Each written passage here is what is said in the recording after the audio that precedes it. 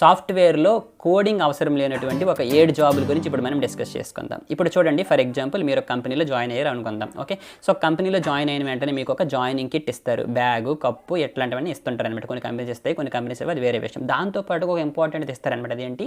Laptop అనమాట. అయితే ఈ యొక్క ల్యాప్టాప్లో ఎటువంటి అప్లికేషన్స్ని మనం ఇన్స్టాల్ చేయాలి, ఏ విధంగా మన యొక్క ల్యాప్టాప్ని కన్ఫిగరేషన్ చేయాలి అనేది మనకి తెలియదు అనమాట.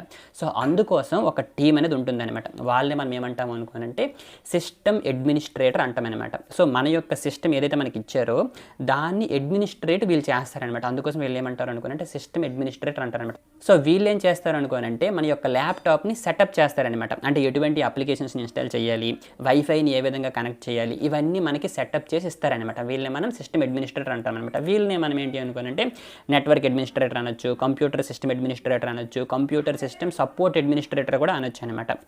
ఓకేనా? అండ్ అదేవిధంగా ఫ్యూచర్లో ఎప్పుడైనా మన యొక్క ల్యాప్టాప్లో ఏమైనా ఇష్యూస్ వచ్చాయనుకోండి, వీళ్ళు వాటిని ట్రబుల్ షూట్ చేస్తారనమాట. ఓకే, ఇది మన యొక్క ఫస్ట్ జాబ్. దీనికి కోడింగ్ అనేది అవసరం లేదు. సరే, ఇప్పుడు ఏంటి, మీరు ఒక కంపెనీలో జాయిన్ అయ్యారు, మీ దగ్గర ల్యాప్టాప్ అనేది ప్రాపర్గా సెటప్ అయిపోయింది. మన యొక్క సిస్టమ్ అడ్మినిస్ట్రేటర్ ల్యాప్టాప్ని సెటప్ చేసి ఇచ్చేసారనమాట. ఓకే, అయితే మీరు ఒక కంపెనీలో జాయిన్ అయ్యారు అనుకోనంటే ఏదో ఒక పర్పస్ కోసమే కదా. అంటే ఫర్ ఎగ్జాంపుల్ మీరు ఏదో ఒక అప్లికేషన్ని డెవలప్ చేయాలి, ఏదో ఒక వెబ్సైట్ని డెవలప్ చేయాలి.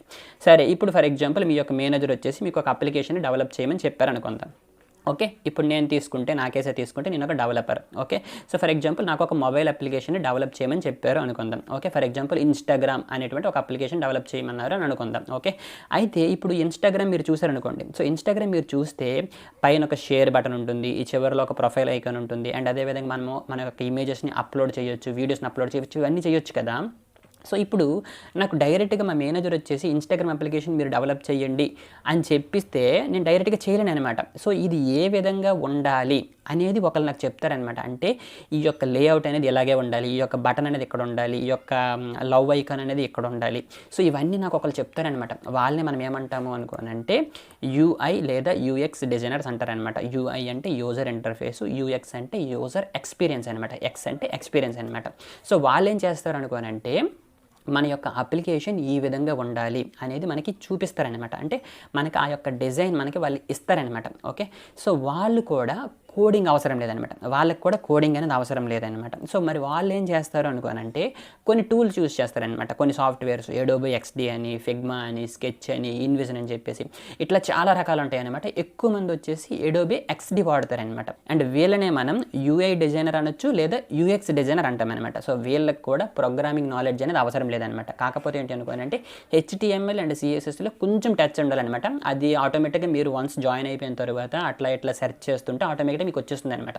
సో ఎందుకోసం అది తెలియాలి అనుకోనంటే మనము ఈ యొక్క అడోబీ XDలో ఎప్పుడైతే డిజైన్ చేస్తుంటామో, ఓకే, డిజైన్ చేస్తున్నప్పుడు రైట్ సైడ్లో మనకి ఏంటి అనుకోనంటే CSS అనేది ఆటోమేటిక్గా మనకు అక్కడ చూపిస్తుంది అనమాట. సో దాని గురించి కొంచెం టచ్ ఉంటే సరిపోతుంది. బట్ ప్రోగ్రామింగ్ సంబంధించి ఎక్కువ తెలియాల్సినటువంటి అవసరం అయితే లేదనమాట. సో ఇది మన యొక్క సెకండ్ జాబ్, యూఐ లేదా యూఎక్స్ డిజైనర్స్ అనమాట. సో దీనికి కూడా కోడింగ్ అనేది అవసరం లేదు.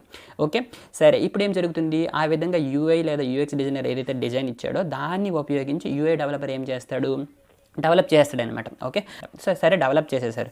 అయితే డెవలప్ చేసిన వెంటనే ఇది పబ్లిక్లోకి పంపించేస్తారా అంటే ప్లే స్టోర్లోకి అప్లోడ్ చేసేస్తారా అంటే వెంటనే అప్లోడ్ చేయరనమాట. అసలు ఈ యొక్క డెవలపరు ఏదైతే డెవలప్ చేశాడో అది కరెక్ట్గా ఉందా లేదా అనేది కొంతమంది టెస్ట్ చేస్తారనమాట. ఓకే, సో వాళ్ళనే మనం ఏమంటాము అనుకోనంటే టెస్టర్స్ అంటామన్నమాట. ఓకే, ఇప్పుడు చూడండి, ఫర్ ఎగ్జాంపుల్ ఇదే ఇన్స్టాగ్రామ్ అప్లికేషన్లో మనం ఒక ఇమేజ్ని అప్లోడ్ చేసామనుకుందాం.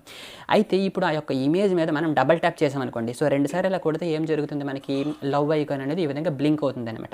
సో దాని మీద డబల్ ట్యాప్ చేస్తే అసలు లవ్ ఐకాన్ అనేది నిజంగా బ్లింక్ అవుతుందా లేదా అనేది ఈ యొక్క టెస్టర్స్ అనేది టెస్ట్ చేస్తారనమాట. ఓకే, అది ఒక ఎగ్జాంపుల్. అలాగే షేర్ మీద క్లిక్ చేసినప్పుడు షేర్ చేయగలుగుతున్నామా లేదంటే ఒక వీడియోని అప్లోడ్ చేసినప్పుడు అది సక్సెస్ఫుల్గా అప్లోడ్ అవుతుందా లేదా, ఇవన్నీ ఈ యొక్క ఫీచర్స్ రిక్వైర్మెంట్స్ అంతా కూడా మన యొక్క యూఐ అండ్ యూఎక్స్ డిజైనర్స్ ఏవైతే ఉన్నారో వాళ్ళు ఇచ్చిన దాంతో కరెక్ట్గా డెవలప్ చేసామా లేదా అనేది మన యొక్క టెస్టర్స్ టెస్ట్ చేస్తారనమాట. ఓకేనా?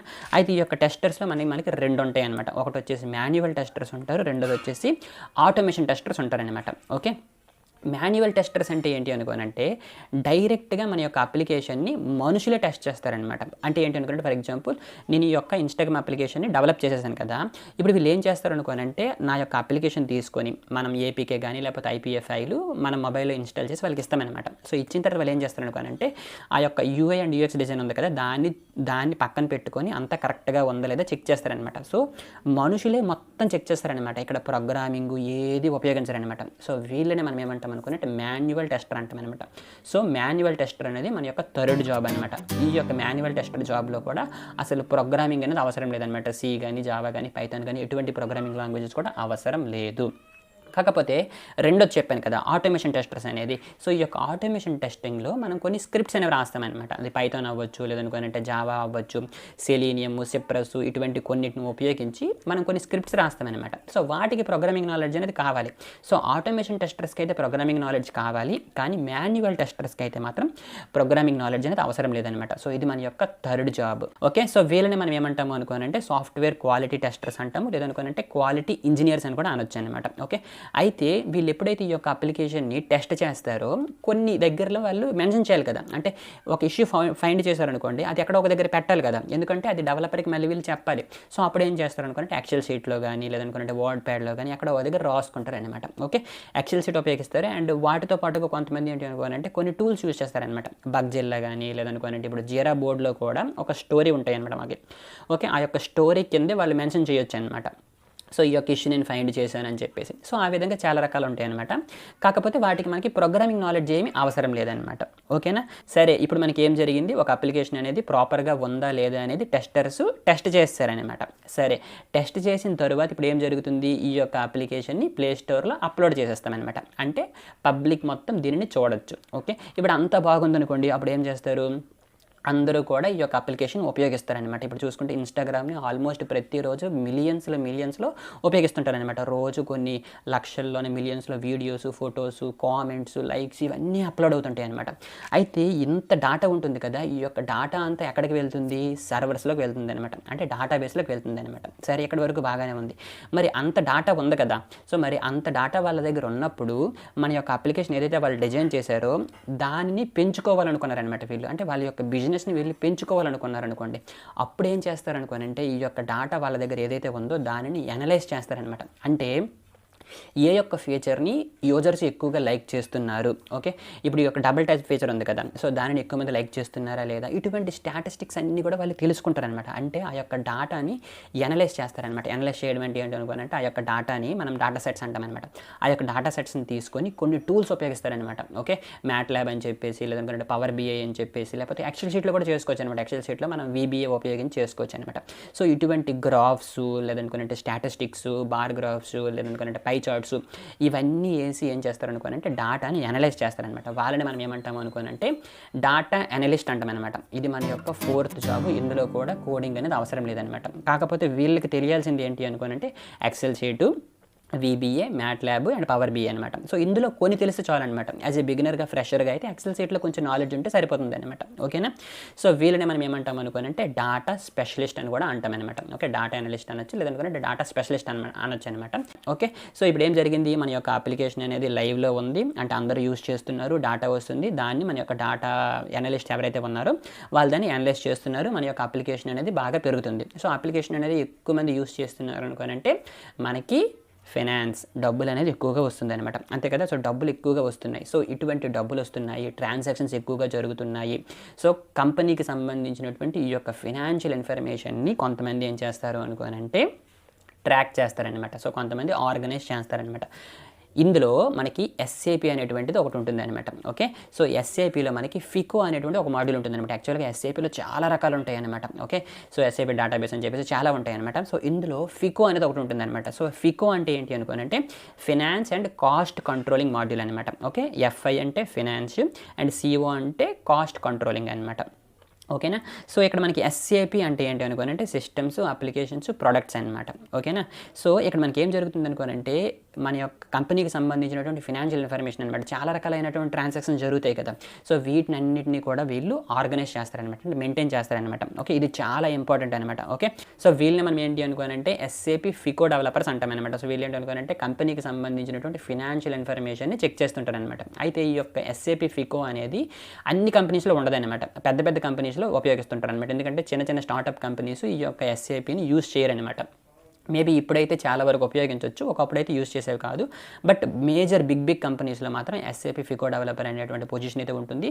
దీనికి కూడా మనకి ప్రోగ్రామింగ్ అనేది అవసరం లేదనమాట. ఓకే, ఒకవేళ మీరు జాయిన్ అవ్వాలి అనుకుంటే సింపుల్గా ఒక 2 monthsలో మీరు ఆన్లైన్ ట్రైనింగ్ అనేది తీసుకోవచ్చు అనమాట. అంటే 2 months డ్యూరేషన్ కోర్స్ ఉండొచ్చు అనమాట. అంటే బాగా రావాలి అంటే సో ఆన్లైన్ ట్రైనింగ్ తీసుకొని మీరు అప్లై చేసుకోవచ్చు అనమాట. ఓకేనా.